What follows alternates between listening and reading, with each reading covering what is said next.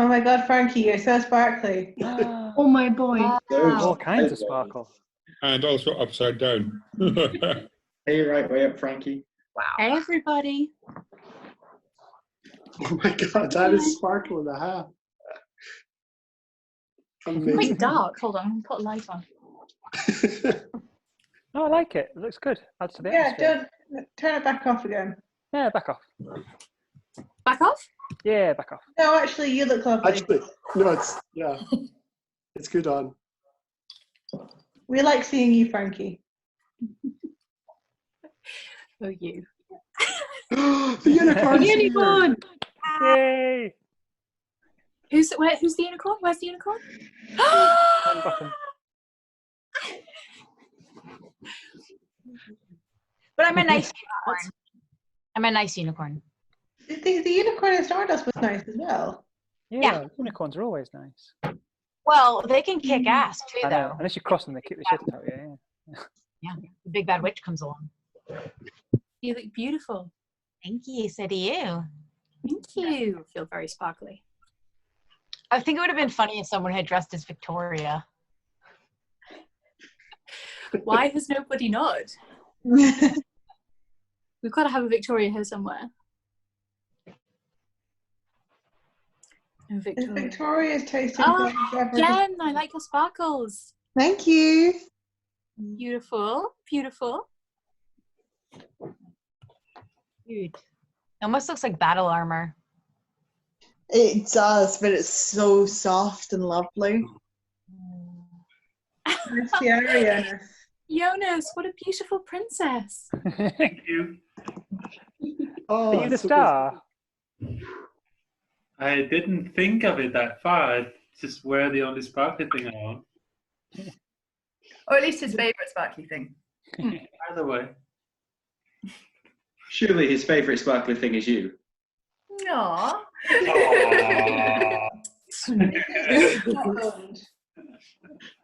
Just drape Lisa over your head. It'll be fine. Bit objectifying, I think. Yeah, maybe a smidge.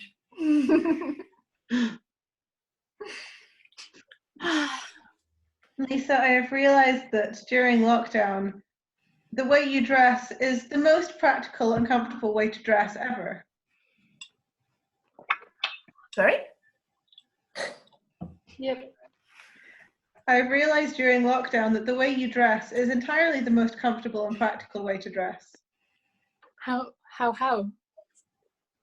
We Because could all dress like Lisa, basically. well, yeah, it's great. It involves wearing long sleeve tops under your dresses and lots of leggings, and it's great. Solid shout. Leggings all round. Oh my God, Gordon, I just saw your hat.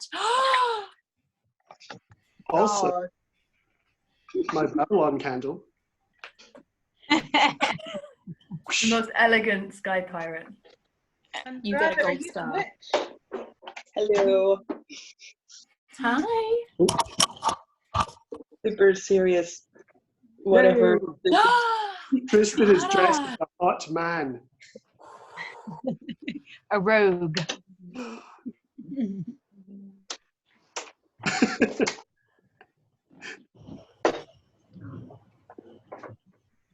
There's a lot of good outfits going on.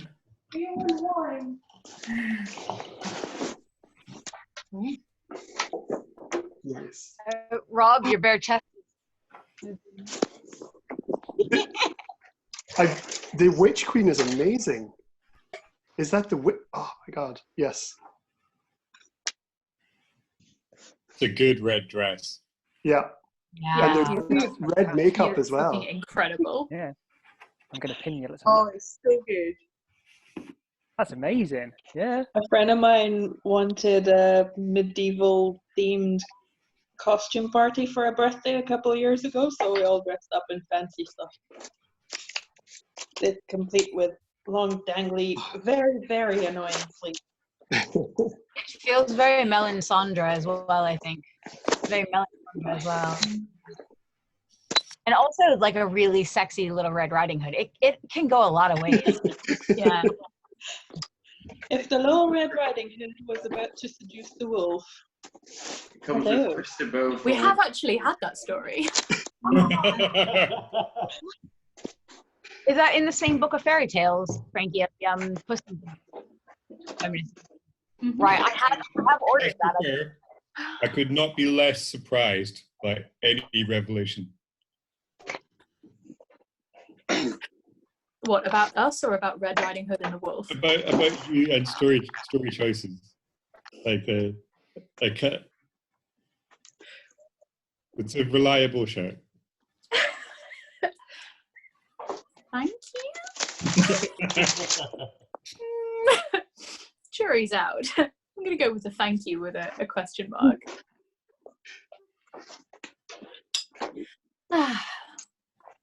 How's everyone doing today? You're a sky pirate, Michael. Ben could actually be our hero. He's got that innocent look about him, doesn't he? No. Ben. I mean, I thought I was already the boy who sold the goat, but. Oh, sweetie! I just scrolled through and seen you. That's awesome. I don't know. I think the neck thing implies. Hello, whoever said that. Like you're starving. That was me. Oh, hi. What was that, Gordon? Ben, I think you're one of the Lords of Stormhold, but I don't know which one. But I feel your neck may have been cut at some point, and that's why you're wearing the red. Primus. So Primus, yeah.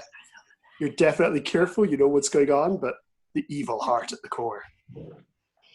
Holy shit! I'm a little bit evil at the core, you know, but then probably a bit better. These outfits are so good. Nice. Ted's back as well. Good to see you, mate. Hi, Ted. He's gone now. We've lost him. Hey, Jonathan. Hey, Carmen. Hey, Sean. Hello. And I'm sorry about the lack of sparkles. You are sparkly enough in and of yourself. The sparkles in the background, Sean. I can see them out the window. Yeah, there's my fairy lights. Do they count? Yay! They count, definitely. Definitely count. And being in the shed is like wearing the fairy lights in a very meta way. Oh, I didn't hear that sentence. We all need to say hi and congratulations to Bina, who will be watching in catch up because I'll be back. Yay! Hi, Bina. Hi, Bina. We love you. Hi.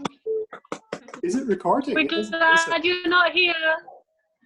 In a nice way. Yeah. Everyone needs to say thank you to Ivan, who turned up at our door today with 25 enormous pastries and a packet of sausages because we can't find them in the shops. Oh my God. Incredibly sweet. Aww. Thanks, Ivan. I was going to say, Katie, if you fancy a long cycle, the Morrison's at Bishop Briggs has loads of flour and yeast. Have you managed to find any flour yourself, Frankie? Mum found me a single solitary bag of plain flour, which I'm going to make breakfast muffins with, probably tomorrow. Nice. Which I'm very excited about. But yeah. You don't need to tell me. Katie and Nick, I love you so much.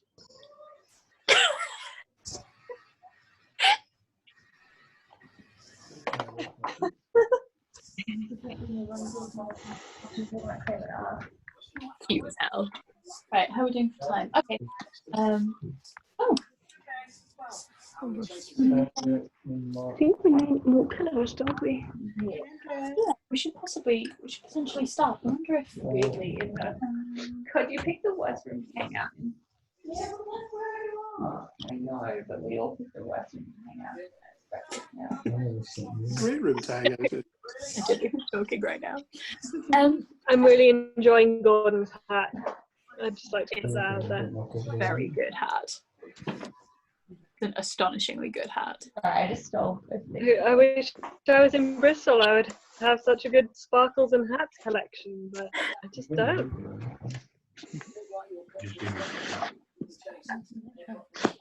You need to get better at packing, Sean.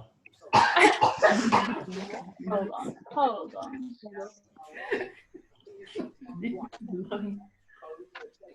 Right.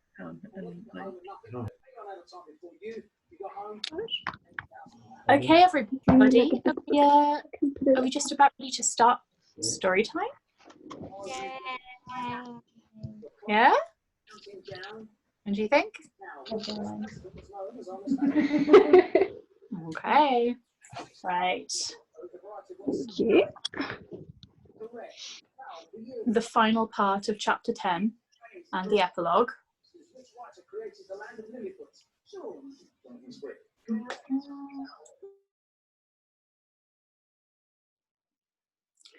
Okay. Right.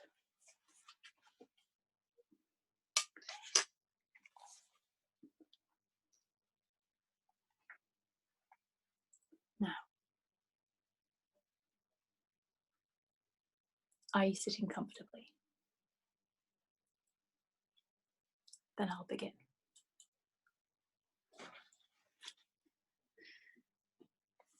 Chapter 10, Stardust, Part 2.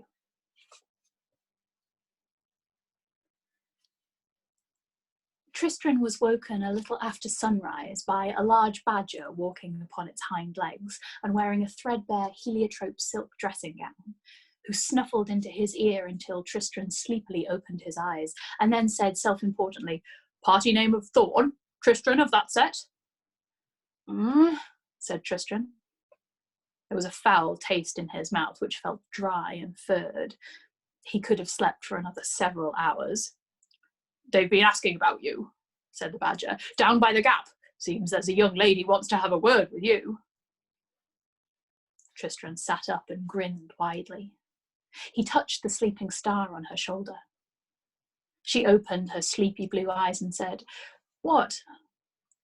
"Good news," he told her. "Do you remember Victoria Forrester? I might have mentioned her name once or twice on our travels." "Yes," she said, "you might have." "Well," he said, "I'm off to see her. She's down by the gap." He paused. "Look, well, probably best if you stay here.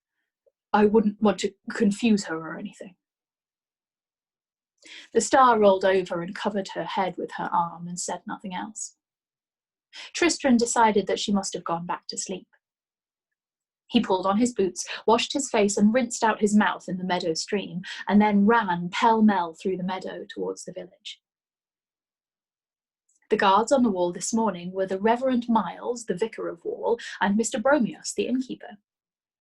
Standing between them was a young lady with her back to the meadow. "Victoria!" called Tristram in delight, but then the young lady turned and he saw that it was not Victoria Forrester, who, he remembered suddenly and with delight in the knowing, had grey eyes. That was what they were, grey. How could he have ever allowed himself to forget? But who this young lady could have been in her fine bonnet and shawl, Tristram could not say, although her eyes flooded with tears at the sight of him. "Tristram," she said, "it is you. They said it was you. Oh, Tristram, how could you? Oh, how could you?" And he realised who the young lady reproaching him must be. "Louisa?" he said to his sister. And then, "You have certainly grown while I was away, from a chit of a girl into a fine young lady." She sniffed and blew her nose into a lace-edged linen handkerchief which she pulled from her sleeve. "And you," she told him, dabbing at her cheeks with the handkerchief, "have turned into a mop-haired, raggle-taggle gypsy on your journeyings. But I suppose you look well, and that is a good thing. Come on now." And she motioned impatiently for him to walk through the gap in the wall and come to her. "But the wall," he said, eyeing the innkeeper and the vicar a little nervously. "Oh, as to that, when Whiston and Mr. Brown finished their shift last night, they repaired to the saloon bar at the Seventh Pie, where Whiston happened to mention their meeting with a ragamuffin who claimed to be you, and how they blocked his way. Your way. When news of this reached father's ears, he marched right up to the pie and gave the both of them such a tongue lashing and telling of what for that I could scarcely believe it was him. Some of us were for letting you come back this morning, said the vicar, and some were for keeping you there until midday. But none of the ones who were making you wait are on wall duty this morning, said Mr. Bromius, which took a certain amount of jiggery-pokery to organise, and on a day when I should have been seeing to the refreshment stand, I could point out. Still, it's good to see you back. Come on through. And with that, he stuck out his hand, and Tristram shook it with enthusiasm. Then Tristram shook the vicar's hand. Tristram, said the vicar, I suppose that you must have seen many strange sights upon your travels. Tristram reflected for a moment. I suppose I must have, he said. You must come up to the vicarage then, next week, said the vicar. We shall have tea, and you must tell me all about it. Once you're settled back in, eh? And Tristram, who had always held the vicar in some awe, could do nothing but nod. Louisa sighed a little theatrically and began to walk briskly in the direction of the Seventh Magpie. Tristram ran along the cobbles to catch her up, and then he was walking beside her. It does my heart good to see you again, my sister, he said. As if we were not all worried sick about you, she said crossly. What with all your gallivantings? And you did not even wait me to say goodbye. Father has been quite distracted with concern for you, and at Christmas, when you were not there, after we had eaten the goose and the pudding, Father took out the port, and he toasted absent friends, and Mother sobbed like a babe, so of course I cried too, and then Father began to blow his nose into his best handkerchief, and Grandmother and Grandfather Hepstock insisted upon pulling the Christmas crackers and reading the jolly mottos, and somehow that only made matters worse. And to put it bluntly, Tristram, you quite spoiled our Christmas. Sorry, said Tristram. What are we doing? Where are we going now? We are going into the Seventh Pie, said Louisa. I should have thought that was obvious. Mr. Bromius said that you could use his sitting room. There's somebody there who needs to talk to you. And she said nothing more as they went into the pub. There were a number of faces Tristram recognised, and the people nodded at him, or smiled, or did not smile, as he walked through the crowds and made his way up the narrow stairs behind the bar to the landing with Louisa by his side. The wooden boards creaked beneath their feet. Louisa glared at Tristram, and then her lip trembled, and, to Tristram's surprise, she threw her arms about him and hugged him so tightly that he could not breathe. Then, with not another word, she fled back down the wooden stairs. He knocked at the door to the sitting room and went in. The room was decorated with a number of unusual objects, of small items of antique statuary and clay pots. Upon the wall hung a stick wound about with ivy leaves, or rather with a dark metal cunningly beaten to resemble ivy. Apart from the decorations, the room could have been the sitting room of any busy bachelor with little time for sitting. It was furnished with a small chaise longue, a low table upon which was a well-thumbed leather-bound copy of the Sermons of Lawrence Sterne, a pianoforte, and several leather armchairs, and it was in one of these armchairs that Victoria Forrester was sitting. Tristram walked over to her slowly and steadily, and then he went down upon one knee in front of her, and as he has once gone down on his knees before her in the mud of a country lane. Oh, please don't, said Victoria Forrester uncomfortably. Please get up. Why don't you sit down over there, in that chair? Yes, that's better. The morning light shone through the high lace curtains and caught her chestnut hair from behind, framing her face in gold. Look at you, she said. You became a man. And your hand. What happened to your hand? I burnt it, he said, in a fire. She said nothing in response at first. She just looked at him. Then she sat back in the armchair and looked ahead of her, at the stick on the wall, or at one of Mr. Bromius's quaint old statues, perhaps, and she said, There are a number of things I must tell you, Tristram, and none of them will be easy. I would appreciate it if you said nothing until I have had a chance to say my piece. So, firstly, and perhaps most importantly, I must apologise to you. It was my foolishness, my idiocy that sent you off on your journeyings. I thought you were joking. No, not joking. I thought that you were too much the coward, too much of a boy ever to follow up on any of your fine, silly words. It was only when you had gone and the days passed and you did not return that I realised that you had been in earnest, and by then it was much too late. I have had to live each day with the possibility that I had sent you to your death. She stared ahead of herself as she spoke, and Tristan had the feeling, which became a certainty, that she had conducted this conversation in her head 100 times in his absence. It was why he could not be permitted to say anything. It was hard enough on Victoria Forrester, and she would not be able to manage it if he caused her to depart from the script. And I did not play you fair, my poor shop boy. But you are no longer a shop boy, are you? Since I thought that your quest was just foolishness in every way. She paused, and her hands gripped the wooden arms of the chair, grasping them so tightly that her knuckles first reddened, then went white. Ask me why I would not kiss you that night, Tristram Thorne. It was your right not to kiss me, said Tristram. I did not come here to make you sad, Vicky. I did not find you your star to make you miserable. Her head tipped to one side. So you did find the star we saw that night? Oh yes, said Tristram. The star is back in the meadow, though, right now. But I did what you asked me to do. Then do something else for me now. Ask me why I would not kiss you that night. I had kissed you before when we were younger, after all. Very well, Vicky. Why would you not kiss me that night?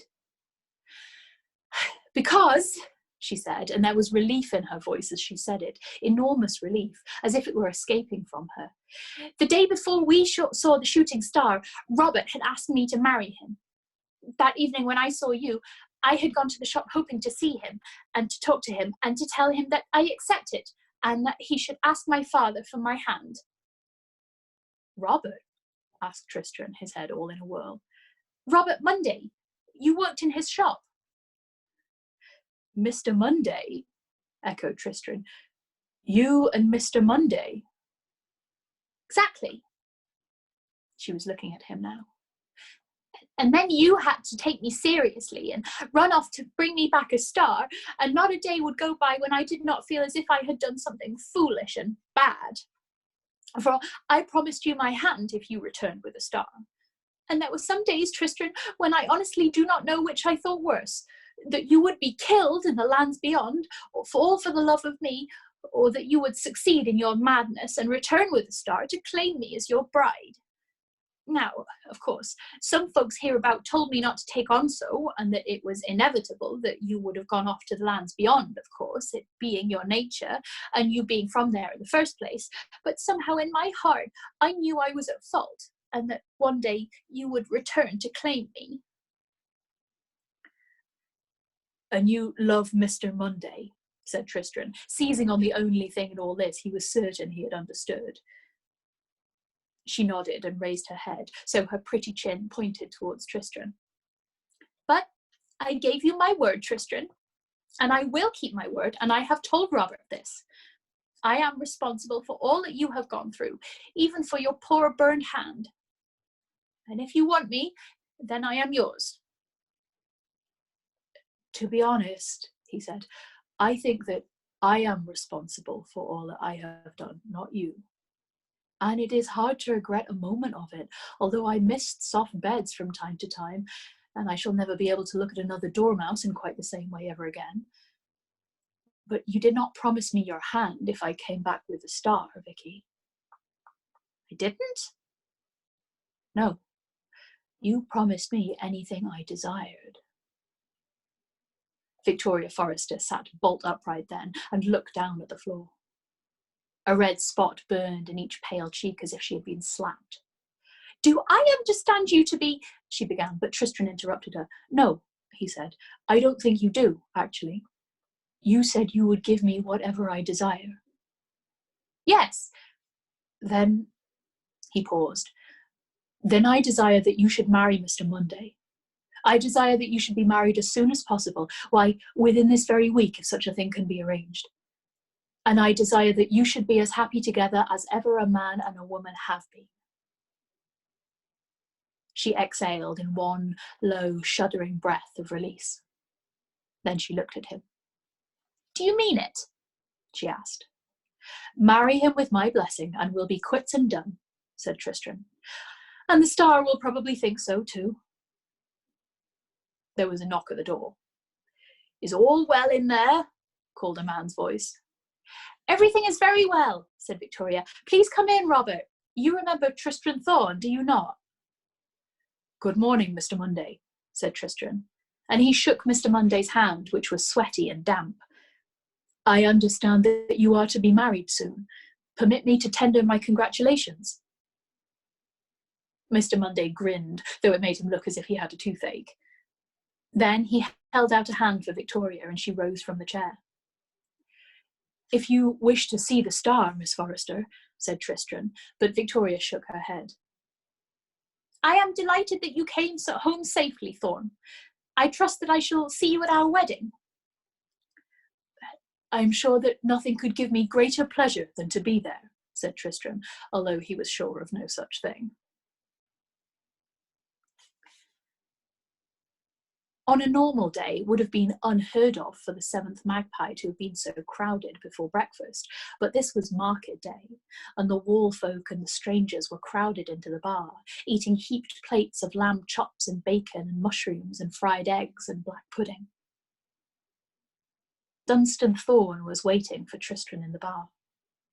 He stood up when he saw him, walked over and clasped him on the shoulder without speaking.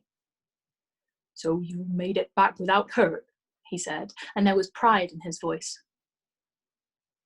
Tristram wondered if he had grown while he was away.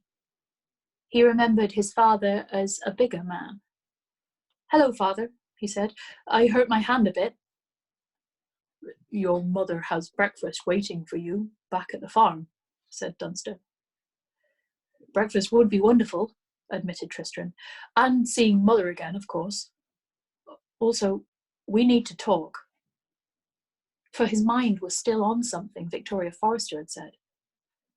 You look taller, said his father, and you are badly in need of a trip to the barber's. He drained his tankard, and together they left the seventh magpie and walked out into the morning. The two Thorns climbed over a stile into one of Dunstan's fields, and as they walked through the meadow in which he had played as a boy, Tristram raised the matter that had been vexing him, which was the question of his birth. His father answered him as honestly as he was able to during the long walk back to the farmhouse, telling his tale as if he were recounting a story that had happened a very long time ago to someone else. A love story. And then they were at Tristram's old home, where his sister waited for him, and there was a steaming breakfast on the stove and on the table, prepared for him lovingly by the woman he had always believed to be his mother. Madame Semele adjusted the last of the crystal flowers on the stall and eyed the market with disfavour. It was a little past noon, and the customers had just started to wander through. None of them had yet stopped at her stall. Fewer and fewer of them every 9 years, she said. Mark my words, soon enough this market will be just a memory. There's other markets and other marketplaces, I'm thinking. This market's time is almost over. Almost 40, 50, 60 years at the most, and it will be done for good. Perhaps, said her violet-eyed servant, but it does not matter to me. This is the last of these markets I shall ever attend. Madame Semele glared at her. I thought I had long since beaten all of your insolence out of you. It is not insolence, said her slave. Look. She held up the silver chain which bound her. It glinted in the sunlight, but still it was thinner, more translucent than ever it had been before. In places it seemed as if it were made not of silver, but of smoke. What have you done? Spittle flecked the old woman's lips. I have done nothing. Nothing that I did not do 18 years ago. I was bound to you to be your slave until the day that the moon lost her daughter, if it occurred in a week when 2 Mondays came together. And my time with you is almost done. It was after 3 in the afternoon. The star sat upon the meadow grass beside Mr. Bromius's wine and ale and food stall, and stared across at the gap in the wall and the village beyond it. Upon occasion, the patrons of the stall would offer her wine or ale or great greasy sausages, and always she would decline. Are you waiting for someone, my dear? Asked a pleasant-featured young woman as the afternoon dragged on. I do not know, said the star. Perhaps. A young man, if I do not mistake my guess, a lovely thing like you. The star nodded. In a way, she said. I'm Victoria, said the young woman. Victoria Forrester. I am called Yvain, said the star. She looked Victoria Forrester up and down and up again. So, she said, you are Victoria Forrester. Your fame precedes you. The wedding, you mean? Said Victoria, and her eyes shone with pride and delight. A wedding, is it? Asked Yvain. One hand crept to her waist and felt the topaz upon its silver chain. Then she stared at the gap in the wall and bit her lip. Oh, you poor thing! What a beast he must be to keep you waiting so, said Victoria Forrester. Why do you not go through and look for him? Because, said the star, and then she stopped. Aye, she said. Perhaps I shall. The sky above them was striped with grey and white bands of cloud, through which patches of blue could be seen. I wish my mother were out, said the star. I would say goodbye to her first. And awkwardly, she got to her feet. But Victoria was not willing to let her new friend go that easily, and she was prattling on about bans and marriage licenses and special licenses which could only be issued by archbishops, and how lucky she was that Robert knew the archbishop. The wedding, it seemed, was set for 6 days' time at midday. Then Victoria called over a respectable gentleman, greying at the temples, who was smoking a black cheroot and who grinned as if he had the toothache. And this is Robert, she said. Robert, this is Yvain. She's waiting for her young man. Yvain, this is Robert Monday. And on Friday next, at midday, I shall be Victoria Monday. Perhaps you could make something of that, my dear, in your speech at the wedding breakfast, that on Friday there will be 2 Mondays together. And Mr. Monday puffed on his cheroot and told his bride-to-be that he would certainly consider it. Then, asked Yvain, picking her words with care, you are not marrying Tristram Thorn? No, said Victoria. Oh, said the star. Good. And she sat down again. She was still sitting there when Tristram came back through the gap in the wall several hours later. He looked distracted, but brightened up when he saw her. Hello, you, he said, helping her to her feet. Have a good time waiting for me? Not particularly, she said. I'm sorry, said Tristram. I suppose I should have taken you with me into the village. No, said the star, you shouldn't have. I live as long as I am in Fairy. Were I to travel to your world, I would be nothing but a cold iron stone fallen from the heavens, pitted and pocked. But I almost took you through with me, said Tristram, aghast. I tried to last night. Yes, she said, which only goes to prove that you are indeed a ninny, a lackwit, and a clodpole. Dunderhead, offered Tristram. You always used to like calling me a dunderhead. And an oaf.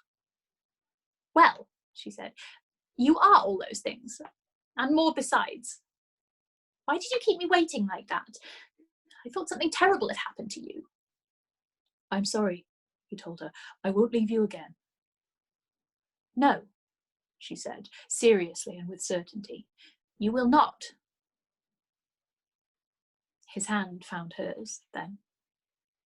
They walked hand in hand through the market. A wind began to come up, flapping and gusting at the canvas of the tents and the flags, and a cold rain spat down upon them. They took refuge under the awning of a bookstall, along with a number of other people and creatures. The stall holder hauled a box full of books further under the canvas to ensure that it did not get wet. Mackerel sky, not long wet nor not long dry, said a man in a black silk top hat to Tristram and Yvain. He was purchasing a small book bound in red leather from the bookseller. Tristram smiled and nodded, and as it became apparent that the rain was easing up, he and Yvain walked on. Which is all the thanks I shall ever get from them, I'll wager, said the tall man in the top hat to the bookseller, who had not the slightest idea what he was speaking about and did not care. I have said my goodbyes to my family, said Tristram to the star as they walked, to my father and my mother, my father's wife perhaps I should say, and to my sister, Louisa. I don't think I shall be going back again. Now we just need to solve the problem of how to put you back up in the sky. Perhaps I shall come up with you. You would not like it up in the sky, the star assured him. So, I take it you will not be marrying Victoria Forrester? Tristram nodded. No, he said. I met her, said the star. Did you know that she is with child? What? Asked Tristram, shocked and surprised. I doubt that she knows. She is 1, perhaps 2 moons along. Good Lord, how do you know? Was the star's turn to shrug. You know, she said, I was happy to discover that you are not marrying Victoria Forrester. So was I, he confessed. The rain began once more, but they made no move to get under cover. He squeezed her hand in his. You know, she said, a star and a mortal man, only half mortal, actually, said Tristram helpfully. Everything I ever thought about myself, who I was, what I am, was a lie, or sort of. You have no idea how astonishingly liberating that feels. Whatever you are, she said, I just wanted to point out that we can probably never have children. That's all. Tristram looked at the star then, and he began to smile, and he said nothing at all. His hands were on her upper arms. He was standing in front of her and looking down at her. Just so you know, that's all, said the star, and she leaned forward. They kissed for the first time then in the cold spring rain, though neither one of them now knew that it was raining. Tristram's heart pounded in his chest as if it were not big enough to contain all the joy that it held. He opened his eyes as he kissed the star.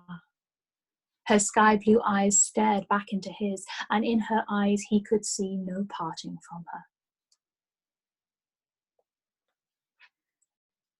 The silver chain was now nothing but smoke and vapour. For a heartbeat it hung on the air, then a sharp gust of wind and rain blew it out into nothing at all. There, said the woman with the dark curling hair, stretching like a cat and smiling. The terms of my servitude are fulfilled, and now you and I are done with each other. The old woman looked at her helplessly. But what shall I do? I am old. I cannot manage this stall by myself. You are an evil, foolish slattern to so desert me like this. Your problems are of no concern to me, said her former slave, but I shall never again be called a slattern or a slave or anything else that is not my own name. I am Lady Una, firstborn and only daughter of the 81st Lord of Stormhold, and the spells and terms you bound me with are over and done. Now, you will apologize to me, and you will call me by my right name, or I will, with enormous pleasure, devote the rest of my life to hunting you down and destroying everything that you care for and everything that you are. They looked at each other then, and it was the old woman who looked away first. "Then I must apologise for having called you a slattern, Lady Una," she said, as if each word of it were bitter sawdust that she spat from her mouth. Lady Una nodded. "Good. And I believe that you owe me payment for my services now my time with you is done," she said. For these things have their rules. All things have rules. The rain was still falling in gusts, then not falling for just long enough to lure people out from underneath their makeshift shelters, then raining on them once more. Tristram and Yvain sat, damp and happy, beside a campfire, in the company of a motley assortment of creatures and people. Tristram had asked if any of them knew the little hairy man he had met on his travels, and had described him as well as he could. Several people acknowledged that they had met him in the past, although none had seen him at this market. He found his hands twining, almost of their own volition, into the star's wet hair.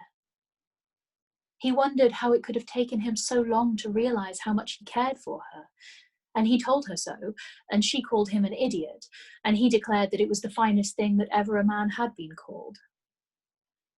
"So, where are we going once the market is done?" Tristram asked the star.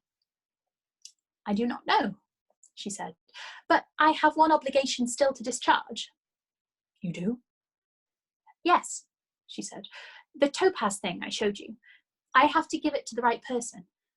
The last time the right person came along, that innkeeper woman cut his throat, so I have it still. But I wish it were gone." A woman's voice at his shoulder said, "Ask her for what she carries, Tristram Thorn." He turned and stared into eyes the colour of meadow violets. "You were the bird in the witch's caravan," he told the woman. "When you were the dormouse, my son," said the woman, "I was the bird. But now I have my own form again, and my time of servitude is over. Ask Yvain for what she carries. You have the right." He turned back to the star. "Yvain?" She nodded, waiting. "Yvain, will you give me what you are carrying?" She looked puzzled. Then she reached inside her robe, fumbled discreetly, and produced a large topaz stone on a broken silver chain. "It was your grandfather's," said the woman to Tristram. "You are the last male of the line of Stormhold. Put it about your neck." Tristram did so. As he touched the ends of the silver chain together, they knit and mended as if they had never been broken. "It's very nice," said Tristram dubiously. "It is the power of Stormhold," said his mother. "There's no one can argue with that. You are of the blood, and all of your uncles are dead and gone. You will make a fine lord of Stormhold." Tristram stared at her in honest puzzlement. "But I have no wish to be a lord of anywhere," he told her, "or of anything, except perhaps my lady's heart." And he took the star's hand in his and pressed it to his breast and smiled. The woman flicked her ears impatiently. "In almost 18 years, Tristram Thorn, I have not demanded one single thing of you. And now, the first little simple request that I make, the tiniest favour that I ask of you, you say me no. Now, I ask of you, Tristram, is that any way to treat your mother?" "No, mother," said Tristram. "Well," she continued, slightly mollified, "and I think it will do you young people good to have a home of your own, and for you to have an occupation. And if it does not suit you, you may leave, you know. There is no silver chain that will be holding you to the throne of Stormhold." And Tristram found this quite reassuring. Yvain was less impressed, for she knew that silver chains come in all shapes and sizes. But she also knew that it would not be wise to begin her life with Tristram by arguing with his mother. "Might I have the honour of knowing what you are called?" asked Yvain, wondering if she was laying it on a bit thickly. Tristram's mother preened, and Yvain knew that she was not. "I am the Lady Una of Stormhold," she said. Then she reached into a small bag which hung from her side and produced a rose made of glass, of a red so dark that it was almost black in the flickering firelight. "It was my payment," she said, "for more than 60 years of servitude. It galled her to give it to me, but rules are rules, and she would have lost her magic and more if she had not settled up. Now, I plan to barter it for a palanquin to take us back to the Stormhold, for we must arrive in style. Oh, I have missed the Stormhold so badly. We must have bearers and outriders, and perhaps an elephant. They are so imposing. Nothing says get out of the way quite like an elephant in the front." "No," said Tristram. "No," said his mother. "No," repeated Tristram. "You may travel by palanquin and elephant and camel and all that if you wish to, mother. But Yvain and I will make our own way there and travel at our own speed." The Lady Una took a deep breath, and Yvain decided that this argument was one that she would rather be somewhere else for. So she stood up and told them that she would be back soon, that she needed a walk and would not go wandering too far. Tristram looked at her with pleading eyes, but Yvain shook her head. This was his fight to win, and he would fight it better if she were not there. She limped through the darkening market, pausing beside a tent from which music and applause could be heard, and from which light spilled like warm golden honey. She listened to the music, and she thought her own thoughts. It was there that a bent, white-haired old woman, Glaucus blind in one eye, hobbled over to the star and bade her to stop a while and talk. "About what?" asked the star. The old woman, shrunk by age and time to little bigger than a child, held onto a stick as tall and bent as herself with palsied and swollen knuckled hands. She stared up at the star with her good eye and her blue milk eye, and she said, "I came to fetch your heart back with me." "Is that so?" asked the star. "Aye," said the old woman. "I nearly had it at that, up in the mountain pass." She cackled at the back of her throat at the memory. "Do you remember?" She had a large pack that sat like a hump on her back. A spiral ivory horn protruded from the pack, and Yvain knew where she had seen that horn before. "That was you?" asked the star of the tiny woman. "You, with the knives?" "That was me.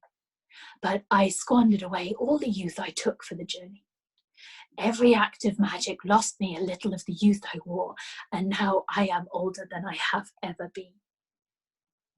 "If you touch me," said the star, "lay but a finger on me, you will regret it for evermore."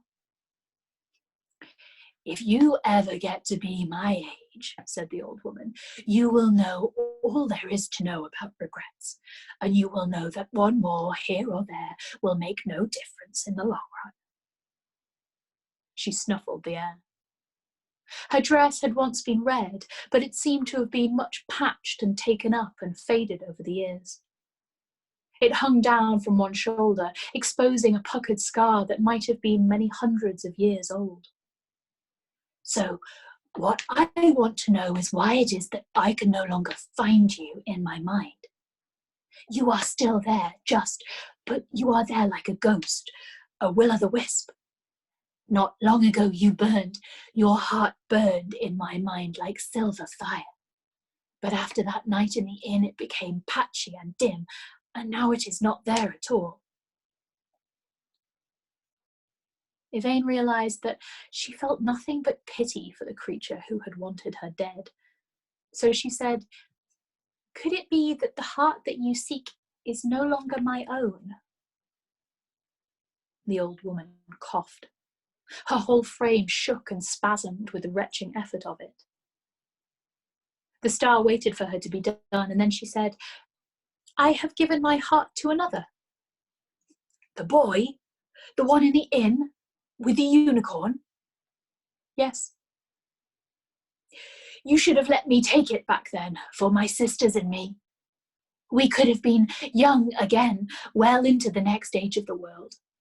Your boy will break it or waste it, or lose it. They all do.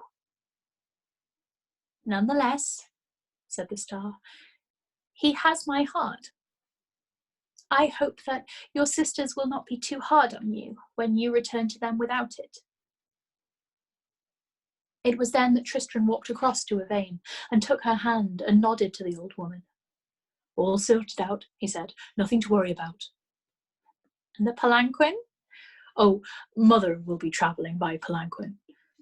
I had to promise that we'd get to the Stormhold sooner or later, but we can take our time on the way. I think we should buy a couple of horses and see the sights. And your mother acceded to this? In the end, he said blithely. Anyway, sorry to interrupt. We are almost done, said Yvain, and she turned back to the little old woman. My sisters will be harsh, but cruel, said the old witch queen. However, I appreciate the sentiment. You have a good heart, child. A pity it will not be mine.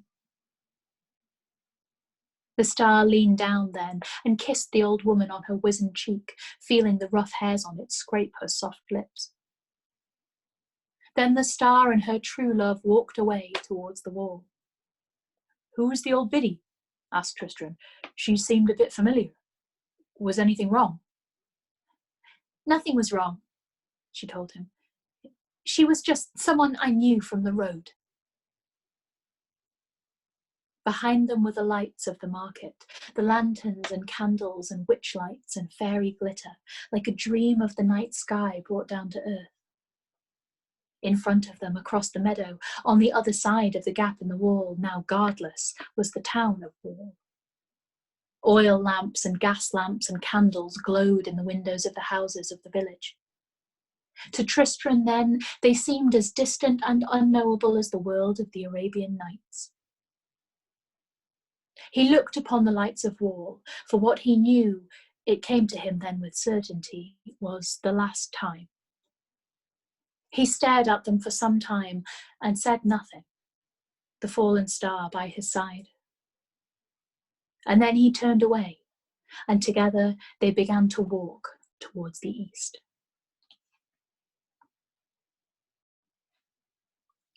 Epilogue, in which several endings may be discerned. It was considered by many to be one of the greatest days in the history of the Stormhold, the day that Lady Una, long lost and believed to be dead, having been stolen as an infant by a witch, returned to the mountain land. There were celebrations and fireworks and rejoicings, official and otherwise, for weeks after her palanquin arrived in a procession led by 3 elephants. The joy of the inhabitants of Stormhold and all its dominions was raised to levels hitherto unparalleled when the Lady Una announced that, in her time away, she had given birth to a son, who, in the absence and presumed death of the last 2 of her brothers, was the next heir to the throne. Indeed, she told him, he already wore the power of Stormhold about his neck. He and his new bride would come to them soon, though the Lady Una could be no more specific about the date of their arrival than this, and it appeared to irk her. In the meantime, and in their absence, the Lady Una announced that she would rule the Stormhold as regent, which she did, and did well, and the dominions on and about Mount Huon prospered and flourished under her command. It was 3 more years before 2 travel-stained wanderers arrived, dusty and footsore, in the town of Cloud's Range, in the lower reaches of the Stormhold proper, and they took a room in an inn and sent for hot water and a tin bath. They stayed at the inn for several days, conversing with the other customers and guests. On the last night of their stay, the woman, whose hair was so fair it was almost white, and who walked with a limp, looked at the man and said, "Well?" "Well," he said, "Mother certainly seems to be doing an excellent job of reigning." "Just as you," she told him tartly, "would do every bit as well if you took the throne." "Perhaps," he admitted, "and it certainly seems like it would be a nice place to end up, eventually." But there are so many places we have not yet seen, so many people still to meet, not to mention all the wrongs to right, villains to vanquish, sights to see, all that. You know. She smiled wryly. Well, she said, at least we shall not be bored, but we had better leave your mother a note. And so it was that the Lady Una of Stormhold was brought a sheet of paper by an innkeeper's lad. The sheet was sealed with sealing wax, and the Lady Una questioned the boy closely about the travellers, a man and his wife, before she broke the seal and read the letter. It was addressed to her, and after the salutations it read, "Have been unavoidably detained by the world. Expect us when you see us." It was signed by Tristram, and beside his signature was a fingerprint, which glittered and glimmered and shone when the shadows touched it, as if it had been dusted with tiny stars. With which, there being nothing else that she could do about it, Una had to content herself. It was another 5 years after that the two travellers finally returned for good to the mountain fastness. They were dusty and tired and dressed in rags and tatters, and were at first, and to the shame of the entire land, treated as vagabonds and rogues. It was not until the man displayed the topaz stone that hung about his neck that he was recognised as the Lady Una's only son. The investiture and subsequent celebrations went on for almost a month, after which the young 82nd Lord of Stormhold got on with the business of ruling. He made as few decisions as possible, but those he made were wise ones, even if the wisdom was not always apparent at the time. He was valiant in battle, though his left hand was scarred and of little use, and a cunning strategist. He led his people to victory against the northern goblins when they closed the passes to travellers. He forged a lasting peace with the eagles of the high crags, a peace that remains in place until this day. His wife, the Lady Yvain, was a fair woman from distant parts, although no one was ever entirely quite certain which ones. When she and her husband first arrived at Stormhold, she took herself a suite of rooms in one of the highest peaks of the citadel, a suite that had long since been abandoned as unusable by the palace and its staff. Its roof had collapsed in a rockfall 1,000 years earlier. No one else had wished to use the rooms, for they were open to the sky, and the stars and the moon shone down upon them so brightly through the thin mountain air that it seemed one could simply reach out and hold them in one's hand. Tristram and Yvain were happy together. Not forever after, for Time, the thief, eventually takes all things into his dusty storehouse, but they were happy, as these things go, for a long while. And then death came in the night, and whispered her secret into the ear of the 82nd Lord of Stormhold, and he nodded his grey head, and he said nothing more. And his people took his remains to the Hall of Ancestors, where they lie to this day. After Tristram's death, there were those who claimed that he was a member of the Fellowship of the Castle, and was instrumental in breaking the power of the Unseelie Court. But the truth of that, as so much else, died with him, and has never been established neither one way or another. Yvain became the Lady of Stormhold, and proved a better monarch in peace and in war than any would have dared to hope.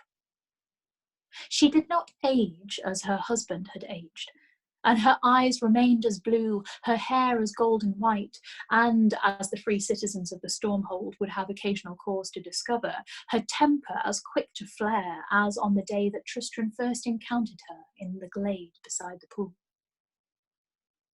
She walks with a limp to this day, although no one in the Stormhold would ever remark upon it, any more than they dare remark upon the way she glitters and shines upon occasion in the darkness. They say that each night, when the duties of state permit, she climbs on foot and limps alone to the highest peak of the palace, where she stands for hour after hour, seeming not to notice the cold peak winds. She says nothing at all, but simply stares upward into the dark sky and watches with sad eyes the slow dance of the infinite stars.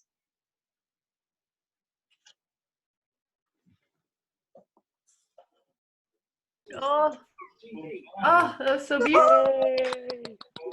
Yay! It's Cosette. What of correct. Ronnie, she targets a type of what food? Who has TV on in the background? It was Ivan. Right. So I enjoyed the sermons of Lawrence Stern being on the table of the wine merchant. And it did not occur to me until that moment. Do you reckon Tristram is a Tristram Shandy reference? Oh, is that a sort of gotta be. That can't be a coincidence. Right, hold on. Don't know who that is. Lawrence Stern was a comic novelist, and the Life and Appearance of Tristram Shandy is 9-volume best-known novel work. It's one of the, I guess it kind of like almost one of the books in which the modern novel sort of comes into existence. Right. Frankie, one thing I did really appreciate, which I'm sure you put on especially, was that the moment you started reading, the wind started whipping up around my shack and all my curtains started billowing because it's not quite airtight. That happened here too. That was so difficult to arrange. You've no idea. You aced it. It was incredible. Like the rain on the tin roof, the wind, the curtains billowing, the story unfolding. The whole thing. I had to mute myself in the pre-chat because the rain was too loud. Question. How early in the book did we find out her name was Una? Just then. Only just now, I think. No, only in early? chapter 10, you think? There was no mention of her name at any other point. I don't think so. I don't think she had a name. I think the witch took it away from her as part of her Oh sleep. yes, yeah, that was it. And no one ever explicitly mentioned that there was a girl. They just sort of said that, he had 7 sons, or if them were dead, or at least the sons were, or whatever. But all the male heirs. All the yeah. I don't think there was kind of an explicit. Quite a numerical name as well, eh? Like, somewhat Well, like. yeah, that's why it was a hint. Same with Septimus being the 7th, right?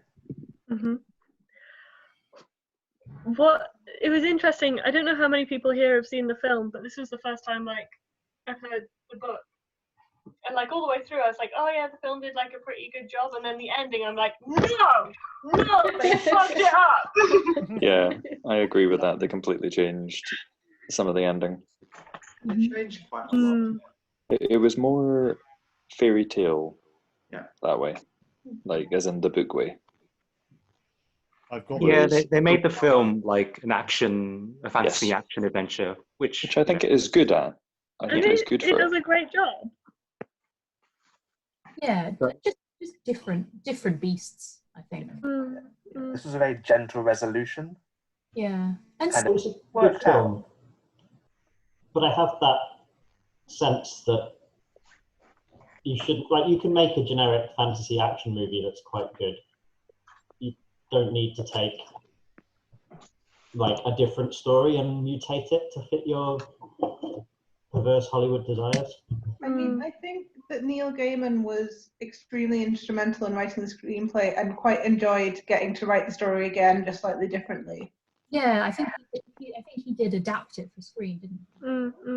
Well, this is why, all the way through the rest of it, all the bits that they cut were bits that, you can cut that quite easily for film, and it's still you feel like the whole story works. No, Andreas, I can't hear you.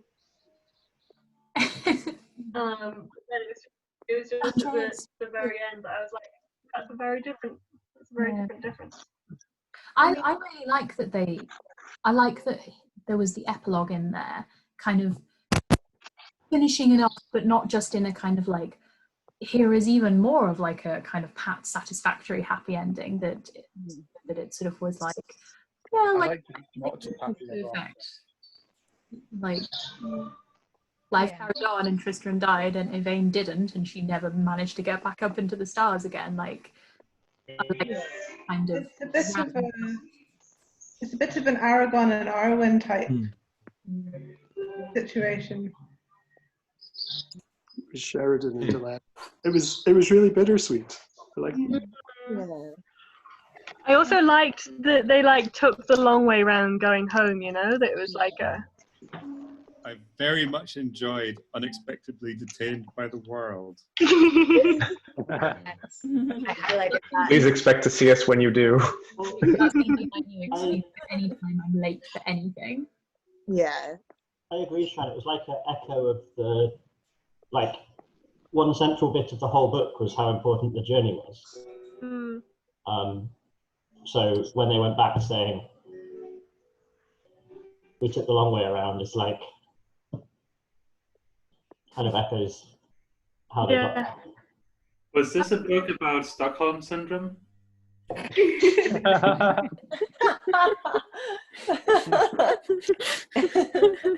Yeah, I think the book did make it in the end a little bit more, as in the transformation from like enemies to loves in the end was a bit more like flip the coin than in the movie, I think. Well, that's because Tristan started off as more of an arse in the book. Yeah. Maybe. I mean, he still did the same actions. I don't know. I mean, like, I feel like in the film he started off as this kind of like bumbling idiot, bumbling idiot, and he just gets. Yeah, and it was more that he became a man was the transformation. Whereas in this, I feel like he starts off as kind of an asshole, and then becomes not a one of an asshole. Like Tristan's redeeming moment is, it was your right not to kiss me. That was like the bit where like, okay, you've not just like started to change your actions in the present, you're also like taking kind of responsibility for your actions in the past. Yeah, and when she was like, oh, you know, I'm really sorry, like, I feel responsible for everything that's happened to you. And he was like, I am responsible for everything that's happened to me. Like, A great line. That's a good, I don't regret any of it. To growth. To be fair, that was a bit where taking responsibility for his own action. I was like, oh my goodness, Christian. God, you're so emotionally mature.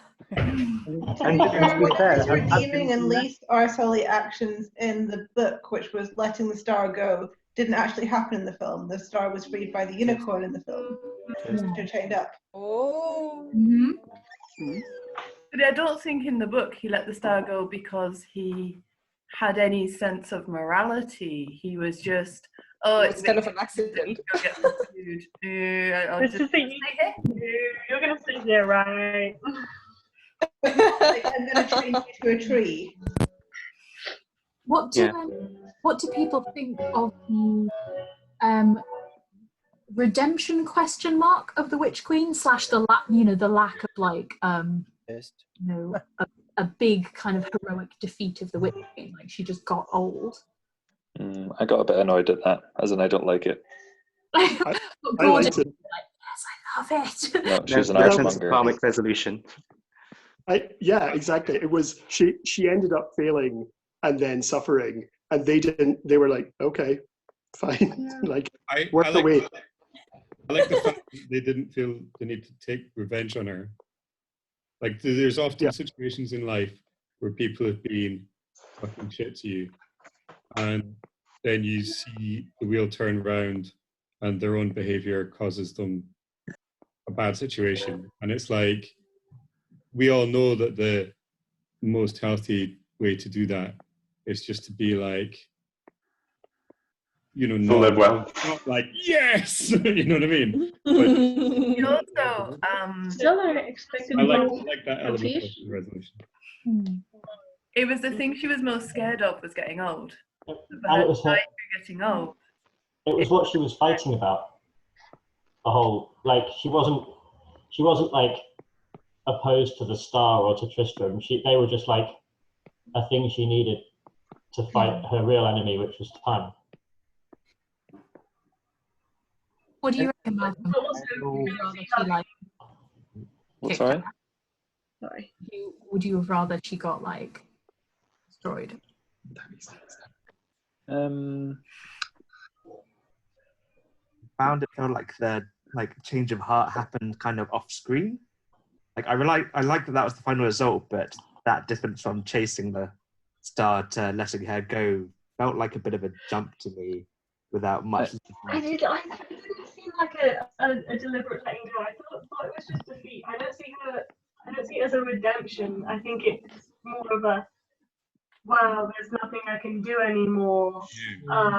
And just like being broken, and that's why the Star's compassionate response to that feels like okay. It's because it's like it's not that she has power, she's given it up. It's that she's now power. You can do nothing to her. So I also believe that it would have been boring if she would have been the vengeful witch, because we already had just a few pages before the vengeful witch in the form of the trader lady witch. So if both would have been like cursing, that would be less interesting, I would say. I mean, in the context that the old witch was now no longer a threat, I can understand the compassionate response, but she did also like murder a bunch of stars and is, you know, ultimately been a horrible person. I quite like the argument that Anders put forward. Was it Anders? In terms of like, you know, sort of, you know, if it's more symbolic of just people as humans in everyday life who maybe don't go around murdering people, but they are pretty bad to people, and then if there's no course for redemption, then what are we as humans, kind of. But they're not humans, right? I mean, has lived who knows how long. The Star is not quite immortal, but almost, right? I mean, probably billions and billions of years. They don't necessarily have human reactions, and that witch has seen so much, right? She's seen and done so much that at some point you just have to kind of realize that sometimes things work and sometimes they don't. Which is what makes. But they weren't acting in an adult fashion, so to speak, as in, and you know, I mean, as literally they were just sort of going, "I want a thing, I will take it no matter what the consequences." And then at the end, she had to come to realization, or was essentially forced into that because she can't do anything about it. That sounds like the bulk of adults today, though. Yeah, do you know any adults? Well, that's the point. Yeah, that sounds like what people do. No, I recognize that is actual adulthood, you know, as opposed to just being beyond the age of 18. Right. Okay. Don't make us start deciding if we were adults or not, Malcolm. That's just like way too heavy a subject. Right? No, I think this is going to be the point that you will thank me in 20 years. You'll be like, Malcolm, that was the moment. That was the moment. I refuse. Will not. In 20 years, when you're a grown-up, Sean, is what he's saying. I reject your adulthood. I have one question. So since I wasn't there for the first sessions, in the movie they mention Una in the very first scene with the king. She's not mentioned in the book then in that scene, right? It's only in the scene where she says, like, I am the Lady Una, firstborn of Stormhold, that you find out that there is something. Okay. I mean, you get sort of little hints that she must have been, in terms of like Tristan must be the lost prince type thing. Did anyone here experience this story for the first time in this? Like, hadn't seen the film, hadn't read the book? I think I watched the film, but it was so long ago that I don't remember. This is the first Neil Gaiman I think I've ever read, actually. Yeah? Well, half listened to, half read, I guess. You not read American Gods? No, it's on the reading list. But we'll see. More people are leaving. Who's? God, I should get the chat up. Hold on. Who's leaving? Lisa. Bye, darling. Good night. Sweet dreams. Thanks, Frankie. It was so lovely. My pleasure, my darling. Actually, now I have to brag. Do you see this? It's Stardust in German. Nice. And this is Neil Gaiman giving me how do you call that in English? Autograph. Inscription, yeah. That was the first time I even I heard of Neil Gaiman before, but I never saw anything of him or read anything of him. But I knew that some friends of mine, they were big fans, and I was like, here, I saw this advertisement. This guy, Neil Gaiman, is giving a reading, and we could go there. And they were like, what? Very cool. That was so much fun. I'm going to be controversial, Cara, and say that I wouldn't recommend American Gods if you want to read Neil Gaiman.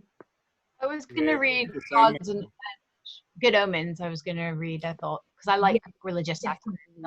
Good Omens. I don't like Good Omens. Whoa! I actually heard. Zach, are you for real? That's the controversial opinion of the day. Just don't know if I can be mutes friends. himself. Did anyone watch the recommend series that they made after Good Omens? Yeah. I've not. I started it. I couldn't get into it. Oh, for me, Thingy and What's His Face. You know, the Julian as a Raphael? David Tennant and Michael Sheen are fucking brilliant. They're lovely. So good, and their chemistry is amazing. Ship that. Oh yes. The kind of expanded storyline that they have, I find it really, really enjoyable and satisfying. And honestly, the whole of the rest of the series, I was like, swipe, not interested. When they Yeah, but it was worth watching just for them. Oh yeah, it's definitely worth watching for them. Like, is that the season 3 that has like their kind of this sort of grand montage at the beginning that is like them throughout history and the building up. It's so good. Watch that episode. I did enjoy the montage. That montage was only there because otherwise they wouldn't have a single scene in that episode. They weren't in that like chunk of the book. So get rid of the rest of it. I agree. Their story. I love that Zach just like threw that into the conversation like a hand grenade and then muted. Just like coward. But what do you say against American I Gods? like Neil Gaiman, but I didn't like Good Omens. Do you like Pratchett in general? You like Gaiman and Pratchett, and you don't like Good Omens? Yes. Who's got like That's properly controversial. But what is your problem with American Gods? Me. I just didn't really like it. I don't The think book it or has the any. series? I don't think it has any particularly nice characters. There was no one I really wanted to engage with. It was interesting. It had a lot of cool things that happened, but ultimately I didn't feel invested in it. It's a problem I have with a lot of well-written books where I just don't like any of the characters, and I'm like, nah, you're having a story. It's a cool story, but I don't care. Do you mean like the characters as in find them likable people, or like them as in find them interesting people? I have trouble with books where I don't find anybody likable. Right. I don't think anybody in American Gods is likable, which takes quite clever writing. Yeah, I also dislike stories that don't have likable characters. I couldn't get into The Good Place because everyone was either unlikable or irritating. And I found that. Okay, I'm going to stop the recording now so that they're annoying. They're just. Can I we love stop recording so we can Not rant? annoying, it's just so real. Like, I think we could